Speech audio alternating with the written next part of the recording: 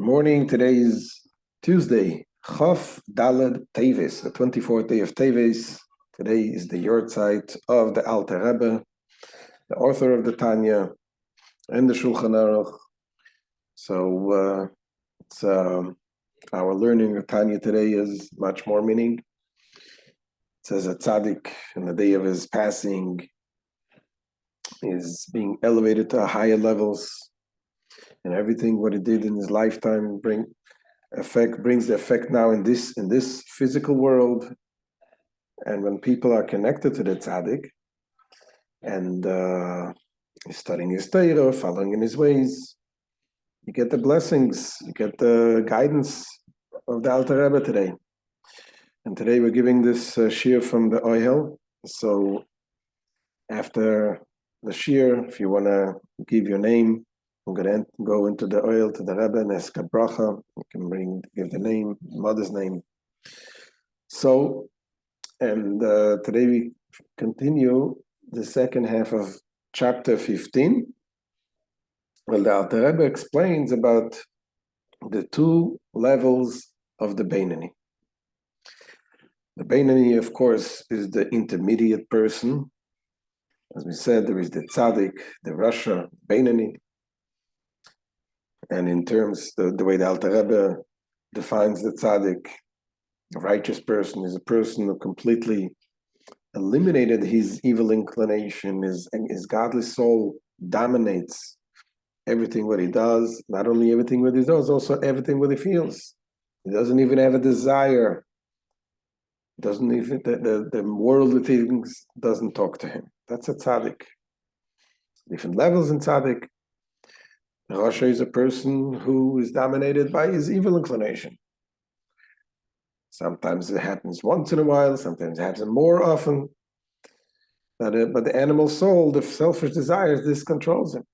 The Beinani is the person who is in full control of what he does, and what he thinks, and what he speaks, full control. But he still has a Yetzer Hara. He still has an animal soul. He still has desires, but he controls them. He doesn't act upon them. That's the Beinani. And yesterday the Alter Rebbe explained that there is actually two levels in the Beinani. That there is the Beinani that is called the one who serves God, and there's other Beinani that is called one who serves him not, that does not serve God. What does it mean? If you're doing everything right, how could you be not serving God?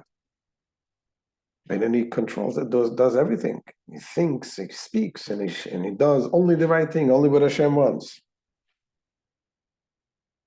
And Alter Rebbe explains that when you're doing things, sometimes you're doing it out of habit. When you have some people are naturally they don't have a passionate nature to go and do things which is not good. Some people have a very frigid nature. Some people are very closed, introverted, and they would be sitting and reading books, studying Torah, but it's not something that they do it. They don't have a challenge, and not because they don't have an evil inclination. When it comes to other things, the Yetzer Hara can wake up, but just that certain things comes with them because of the nature. But naturally, they love to sit and read, so they would study Torah. Why not? They would do everything right, but without that challenge, without something that they need to give. So that is called one who serves him not, does not serve God. And Ibn Alter Rebbe brings the example from the Talmud. When the Talmud says about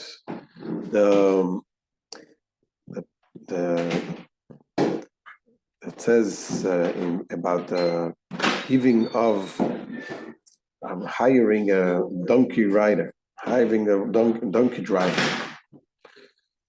So You can hire the donkey driver for 10 parsa and has a certain amount of money, how much you have to pay in a zuz. And but if you hire them for 11 parsa is a Persian mile.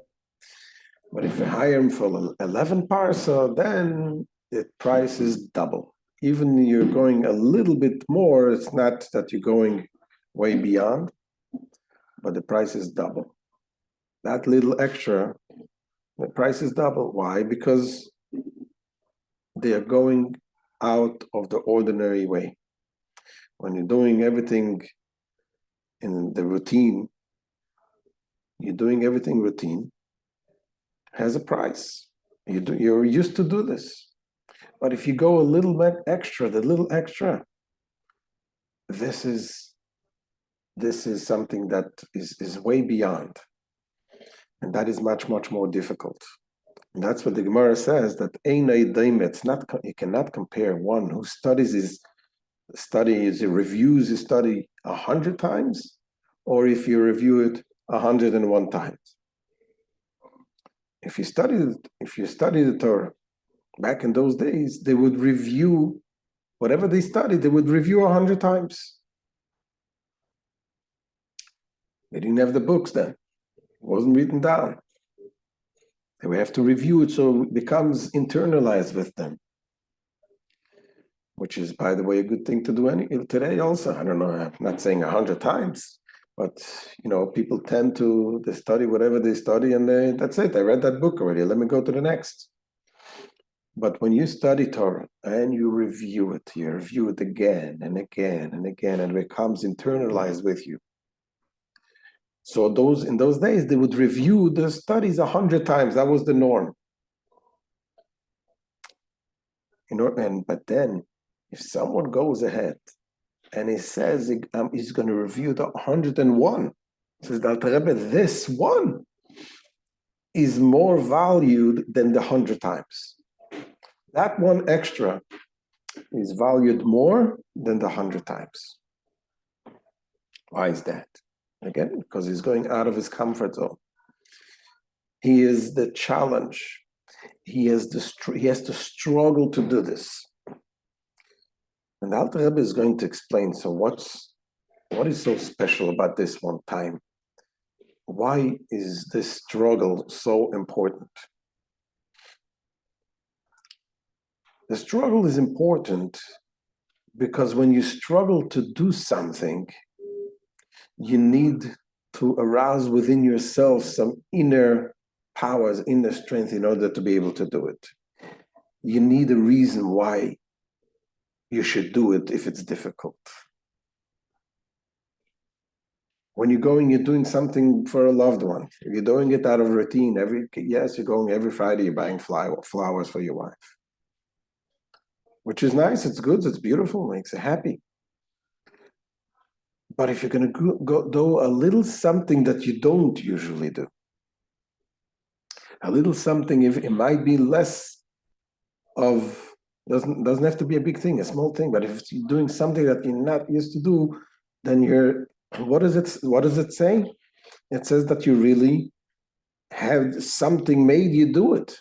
And that is the inner connection that you have, the inner love that you have. You're bringing out this love. And the same thing here. When you're studying the Torah, when you're doing the mitzvahs, if you're doing it out of routine, it's beautiful. You're doing everything right. You're doing all the mitzvahs. But when you have a challenge, when you have a struggle, you need to tap into the deeper self, to the inner connection, to the love that you have to Hashem. You have to meditate about the greatness of Hashem. And that is triggered by this struggle.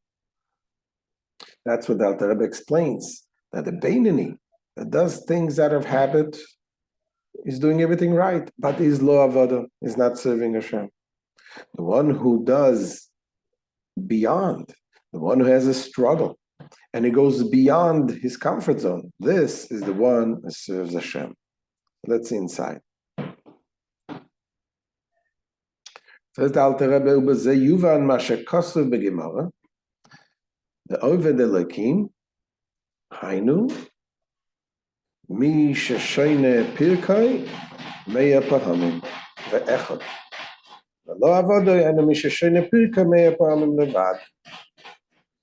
This explains to the Alter Rebbe the Talmudic statement that he who serves God refers to one who reviews his studies 101 times, while he who serves him not refers to one who reviews his studies only 100 times.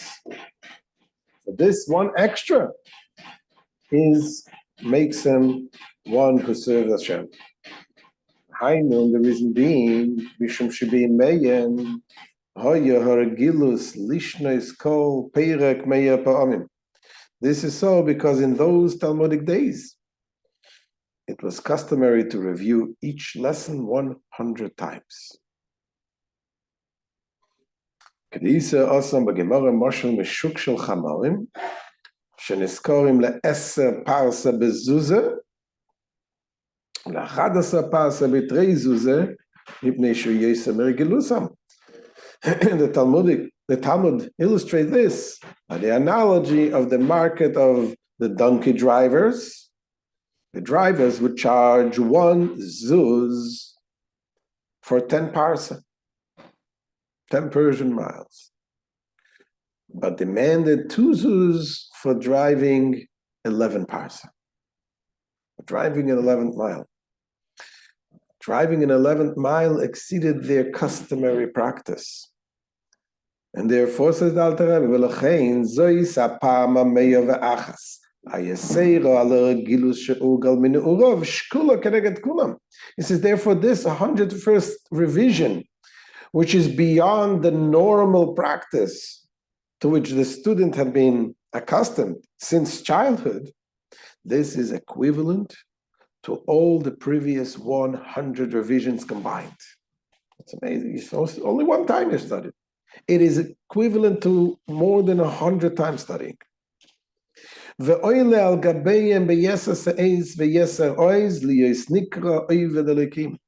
fact, its quality surpasses them in its greater strength and power, so that it is only this one extra revision which entitles the student to be called he who serves God. That one time. And why is that? Mipnei shekedei leshano isteva haregilus tzorich la'oirer es ahava l'Hashem al yidei shemizbeinen b'gdulas Hashem b'meichai. This the Alter Rebbe explains. Why is it that this one extra is so much more important? Because it's not about what you do, it's about what makes you do it.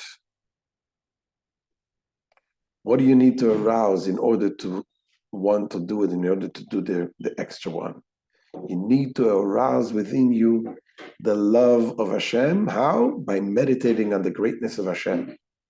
That's what Alter Rebbe says. For in order to change his habitual nature, he must arouse within himself the love of God by contemplating God's greatness in his mind. And contemplating God's greatness leads to control the nature, the emotions, the actions. In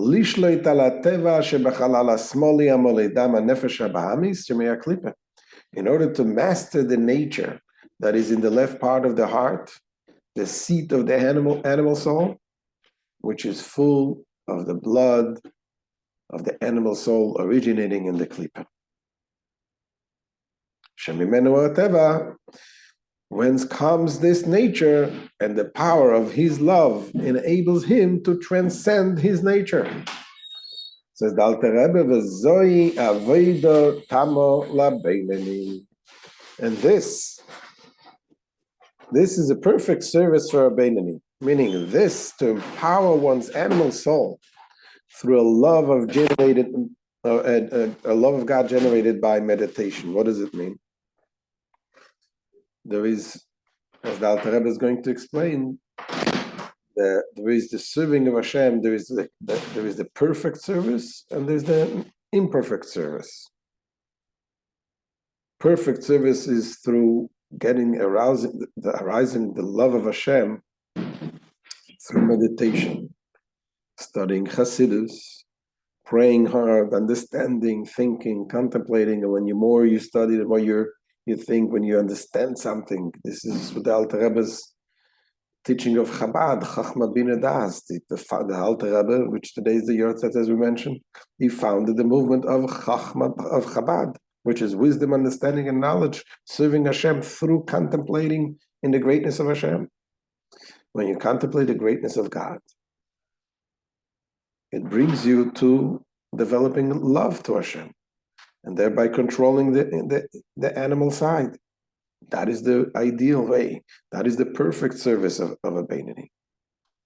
And then says the Alter Rebbe, there is also another way. If a person, not everybody is capable of reaching that level, so there is also a Beinani who can be a Beinani, can be living up to this ideal state of a Jew, of serving Hashem everything, but it comes not by contemplation, but it comes by arousing the natural love that you have innate in you. Sometimes, just like a father and a child, we have the natural love there. So sometimes, you get into an argument, you get upset, and you don't feel that love is not revealed at the moment. But then once in a while, they realize, wait a second, this love for the child comes up, the love for the father comes up, even though we don't see eye to eye. Nevertheless, the love comes out. So there is the innate love that we have to Hashem, that although the reality of life sometimes conceals that love, does not allow us to sense that love. But from time to time, you wake up that love, and you can feel that love. Whether it's something that happens to you, whether it's certain days on Yom Kippur or other days, things that awakening that love, that natural love. So this is the second way of serving Hashem, not as perfect as the love that you create, generating by contemplation, but it's a natural love. That's what Alter Rebbe continues. An alternate type of service for a Beinani is to arouse to a revealed state the love of God inherently found hidden in his heart. Thereby to control his nature that is in the left part of the heart. This too is called serving God, although an imperfect service, but it's still serving Hashem, because because you're going and you're doing things out of your comfort zone. And why? Because you arouse the inner love, the innate love that you have. To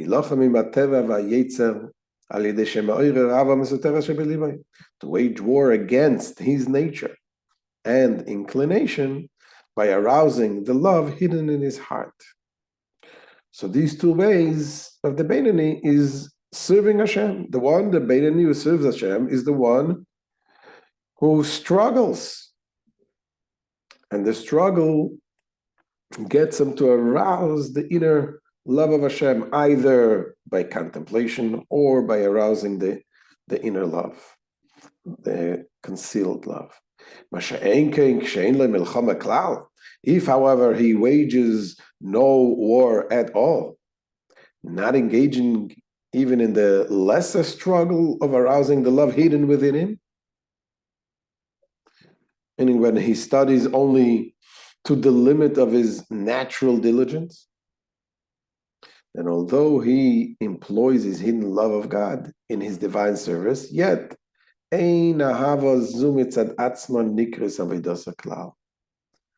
this love in itself can in no way be credited to his service, and is therefore called he who serves him not.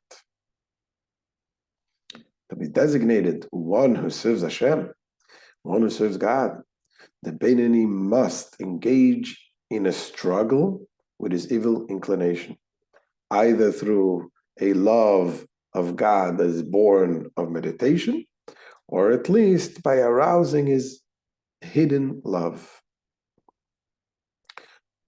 This is the end of today's shir. Beautiful the Alter Rebbe explains the importance of not just doing things out of habit, although this is a very important thing to do anyway, no matter what, even if it's out of habit, that itself is a very big thing. But in any case, the struggle is important, the challenge, because this is what will bring us, this is what brings out the inner, the revealing the love that we have to Hashem. Thank you for joining, and we'll see you B'ezrat Hashem tomorrow.